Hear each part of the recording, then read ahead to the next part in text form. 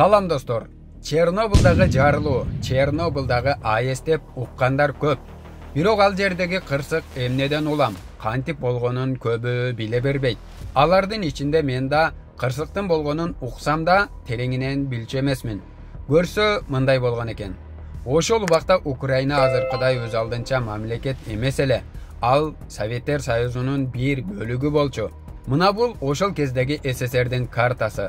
Көрүп турганыңыздай, абдан чоң аймак бир мамлекетти түзчү. Ошол учурда Советтер Союзу менен АКШ ар тараптан атаандашып келген.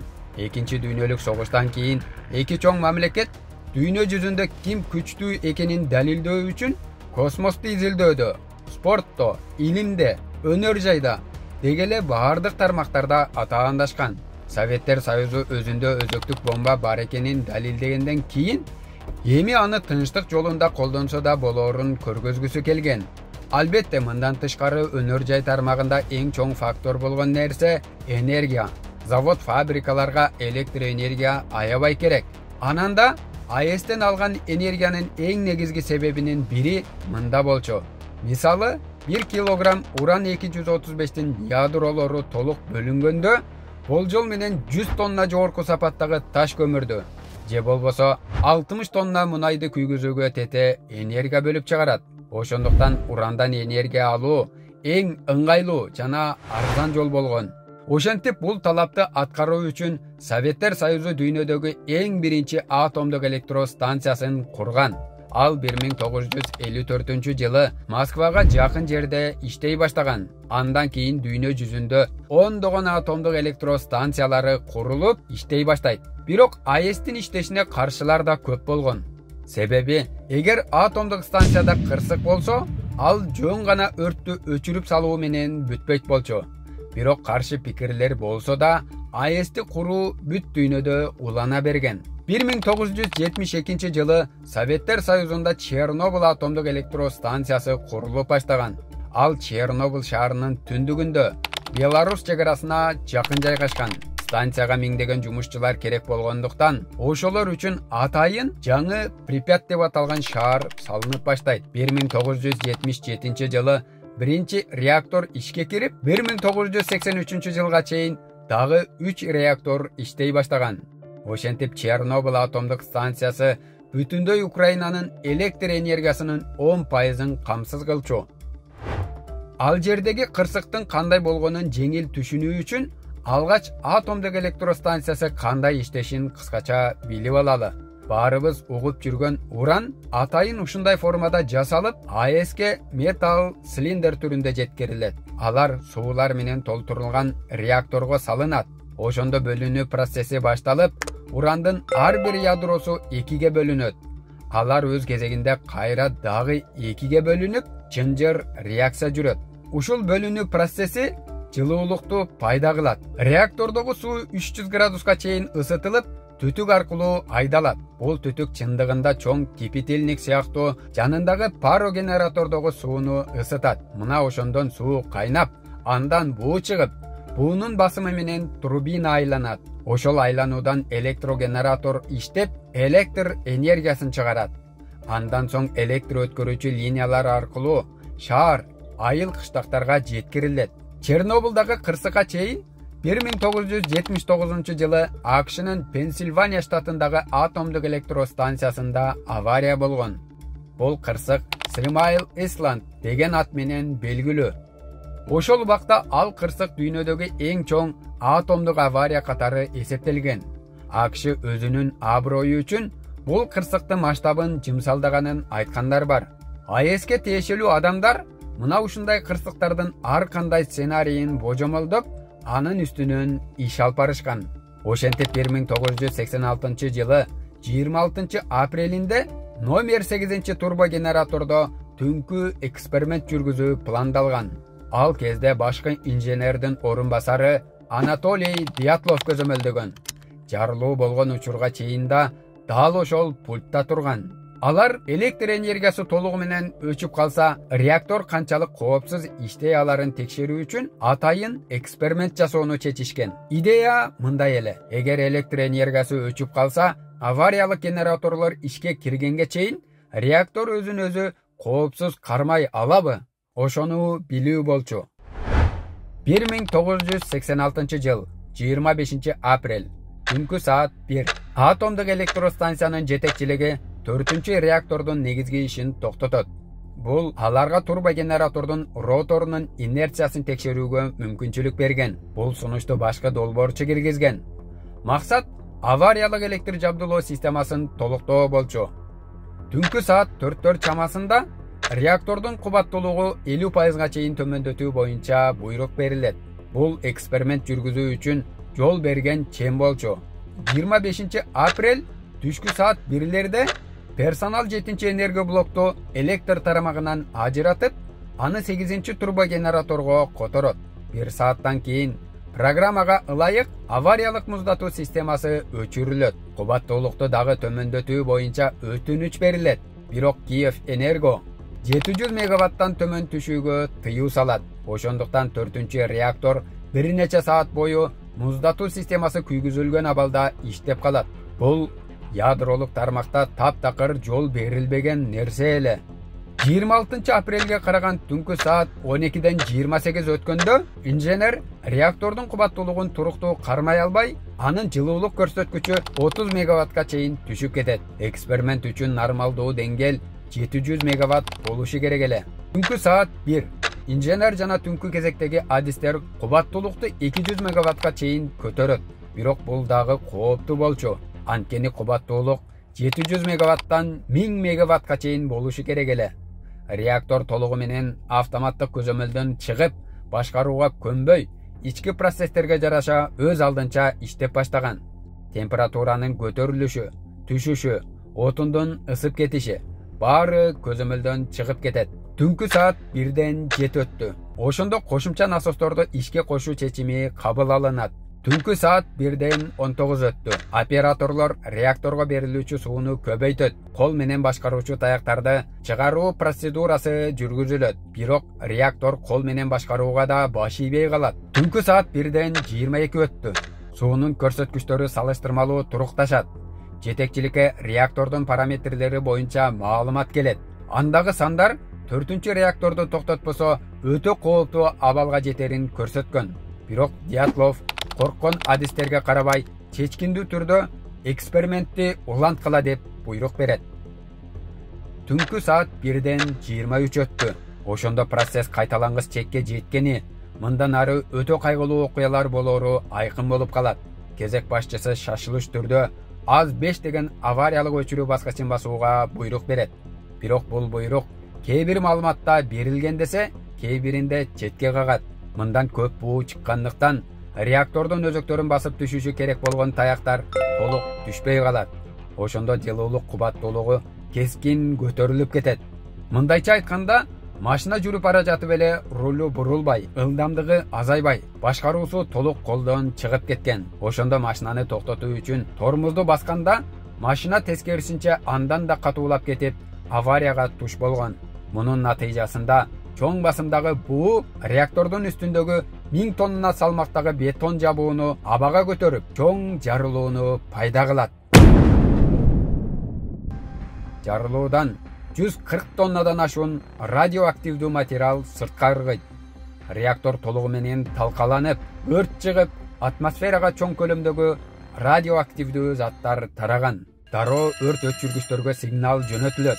Бирок анда атомдук заттардын бөлүнүп чыккандыгы туурасында айтылбайт. Ошол менен катар Чернобылдын милиция бөлүмүнүн башчысы Василий Кучеренкого да кабар жетет. АЭСтин директору Виктор Брюхановго химиялык цехтин башчысы телефон чалып кабардар кылат. Брюханов 2 мүнөттүн ичинде калган жетекчилерге да кабар берип, шашылыш жыйын уюштурат. Жетекчилик шашылыш аракет көрүп жаткан учурда кырсык болгон жерге 69 тез жардам унаасы жапырт келе баштайт. Ошол эле маалда кырсык тууралуу Михаил Горбачевго кабар берилет. Ал бул иш боюнча комиссия чогултууну буйрат.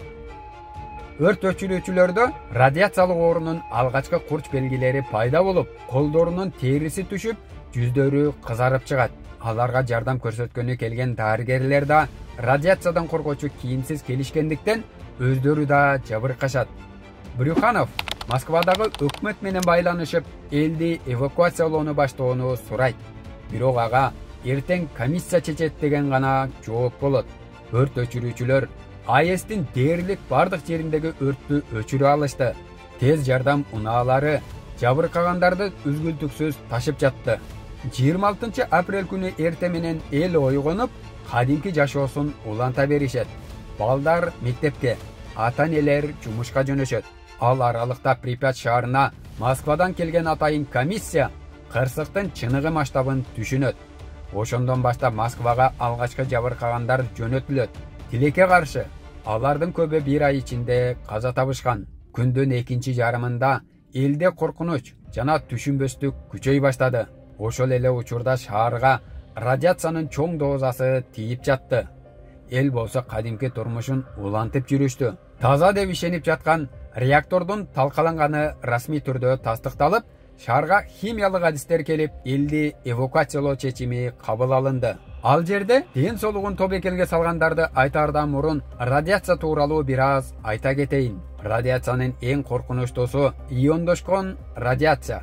Ал клеткалардагы химиялык байланыштарды бузуп, организмди талкалайт. Аз өлчөмдө болсо, анын таасири байкалбаганы менен, жогорку дозада болсо, терини күйгүзөт, органдарды жабыркатат, баш айлануу, кусуу, ич өткөк чыгарат, чач түшөт, акырында нерв системалары талкаланат. Көп учурда мындай абал өлүмгө алып келет. Мындан тышкары, радиация клеткалардын өсүшүн бузат. Бул болсо рак оорусуна жана ар кандай шишиктерге себеп болот. Радиациянын өлчөмүн рентген, БР, микрозверт менен өлчөп айтышат. Мен сиздерге кеңири тараган микрозверт өлчөмү менен мисал келтирип берейин. 500 000 микрозверт бир нече саат ичинде өлүмгө алып келиши мүмкүн.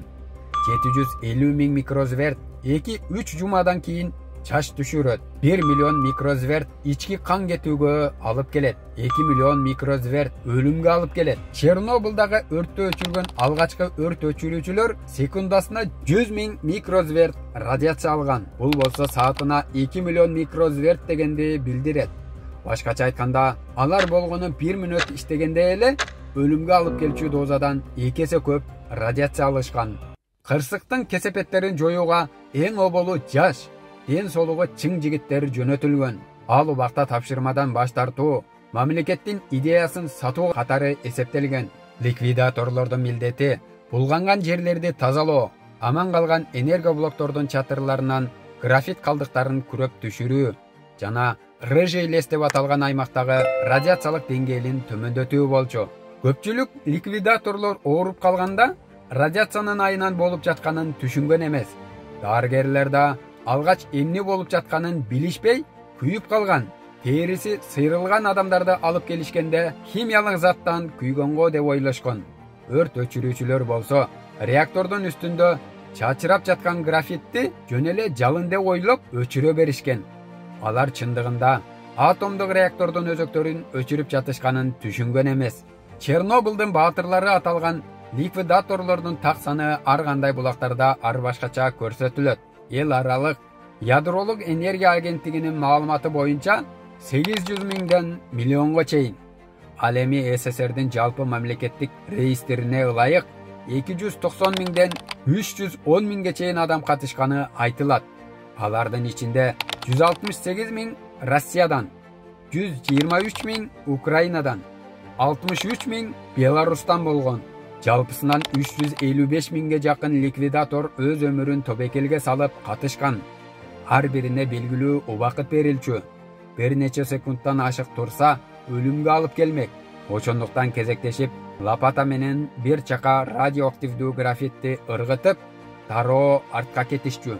Өрт өчүрүүчүлөр радиация өтө жогору болгондуктан жарылуу болгон жерге жакындай алышкан жок. Ошондуктан бир нече вертолет бир канча күн бою реактордун үстүнөн учуп, абадан кум, чопо жана оро сыяктуу материалдарды төгүп турушту. Ошол күндөрдүн биринде вертолеттун бири иш учурунда крандын тросуна илинип кулап түшөт. Тилекке каршы ичиндегилер аман калган эмес. Кырсыктын артын тазалоо иштеринде көп жумушчу зыян тартып, нурланууга кабылып жатышты. Канчалаган жумушчу жабыла аракет кылганы менен реактордун ичиндеги өрт 2 жума бою күйүп турду. Эсеп боюнча Чернобылдагы жарылуудан чыккан радиациянын көлөмү Хиросима жана Нагасакиге ташталган атомдук бомбалардан чыккан радиациядан 400 эсе көп болгон. Үстүндө тазалоо иштери жүрүп жатканда астында реактор эрип, бетон плитаны күйгүзүп бараткан. Ал плитанын астында чоң суу сактагыч бар эле. Эгерде эрип жаткан ядролук зат суу менен аралашса, ал гиганттык радиоактивдүү жарылууга алып келмек. Натыйжада Европанын көп бөлүгү жашоого жараксыз болуп калышы мүмкүн болчу. Муну токтотуш үчүн 3 инженер Алексей Ананенко, Валерий Беспалов жана Борис Баранов өз өмүрүн тобекелге салып реакторго киришкен. Алар тизесине чейин радиоактивдүү сууда жүрүп, клапандарды ачып, бассейнди кургатышкан. Алар кооптуу болгон участокторду айланып өтүп, өлүмгө тете дозадан качып аман калышкан. Кийин бул үчөө Чернобылдын куткаруучулары деп аталып калат. Радиация күчтүү аймактарда кооптулукту азайтуу үчүн өкмөт калкка йод таблеткаларын тарата баштады. Анткени йод рак жана башка оорулардын алдын алууга жардам берет. Балким ушул чара көп адамдардын өмүрүн сактап калгандыр. Бирок муну так айтуу кыйынга турат. Эми көрүп жаткан сизде айланасындагы эл эмне болду деген суроо жаралып жатса керек. Кырсык болгон замат адамдарга айтылган эмес. Советтер Союзунун жетекчилиги адегенде реактор чындап эле жарылганын түшүнбөй, убакытты текке кетирген. Көңүл буруңуздар. Урматтуу жолдоштор, шаардык эл депутаттарынын кеңеши маалымдайт. Чернобыль атомдук электростанциясы Припят шаарындагы элге кырсык тууралуу бир күндөн кийин гана кабар беришет. Адамдар кадимкидей жумушка, заводко, мектепке кетишип, жаш энелер балдарын алып сейилдеп жүрүшкөн. Элди көчүрүүгө чечим чыккандан кийин аларга болгону 1 саатка жетпеген гана убакыт берип, үйүнөн эң зарыл болгон документ сыяктуу буюмун алып, шаардан чыгып кетүүнү буйрушат. Элди 1100 автобус менен башка райондорго бөлүп алып кетишет. Мисалы мугалимдердин үй бүлөсүнө, бригадирлерге алып барып жайгаштырышкан. Өкмөт элге 3 күндөн кийин абал турукташканда кайра кайтып келесиңер деп убада кылат. Бирок алар ошол бойдон кайра кайтып келе алышкан жок. Жарылуудан кийин Припят шаарынын калкы шашылыш көчүрүлүп, куткаруу операциясы жүрүп, АЭСте аламат болуп жатканы туурасында дүйнө эч нерсе билген эмес. Анткени Советтер Союзу жабык өлкө болчу. Эл аралык маалымат каражаттары толугу менен өкмөттүн көзөмөлүндө турган. Ошол себептен биринчи күндөрү союздук телеканалдарда эч кандай кабар берилген эмес. Бирок радиацияны жашырып коюу мүмкүн эмес болуп калат. Андан чыккан радиация абага тарап, шамалдын багыты менен түндүк тарапка, Беларусь, Польша, Литвадан өтүп, Швецияга чейин жетет.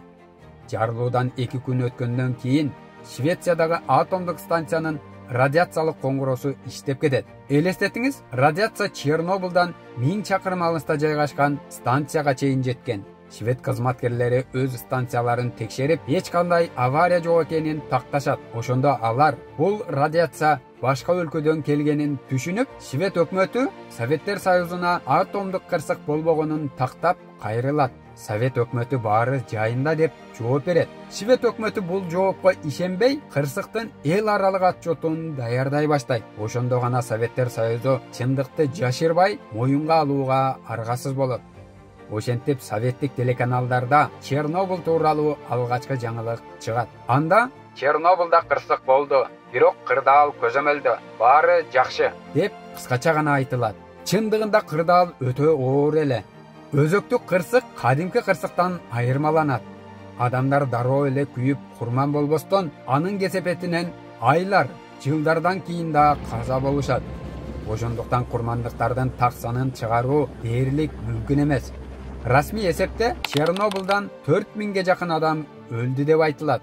Бирок 2006 жылдагы илимпоздордун эзилдөөсү боюнча кырсыктан улам 100.000ге жакын адам өлгөнү айтылат. Радиациянын узак мөөнөттүү таасири рак ооруларынын көбөйүшүн, жүрөк кан тамыр ооруларынын өсүшүн, иммунитеттин түшүшүнө, эрте карлыкка алып келет. Ошондуктан да радиациядан же башкадан каза болгону так билинбей калган. Бул кырсыктан кийин айдоо жерлеринин чоң бөлүгү таптакыр жараксыз болуп калды.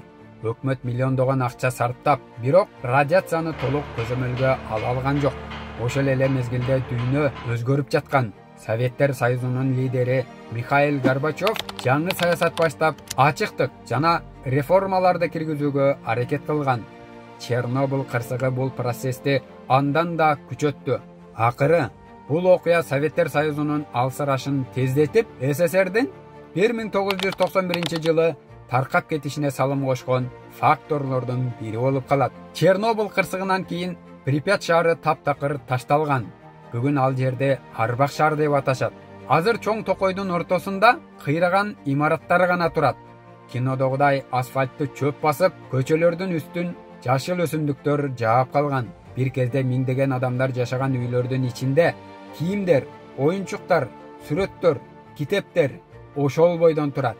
Кесепеттерди жоюуга жүздөгөн оор техника тартылган. Бирок бул машиналар бат эле өлүм радиациясын сиңирип, иштен чыгып калышкан. Ошондуктан алар атайын көрүстөндөргө топтолгон. Айрымдары ушунчалык нурлангандыктан үстүнөн жарык чыгып тургандары да болгон.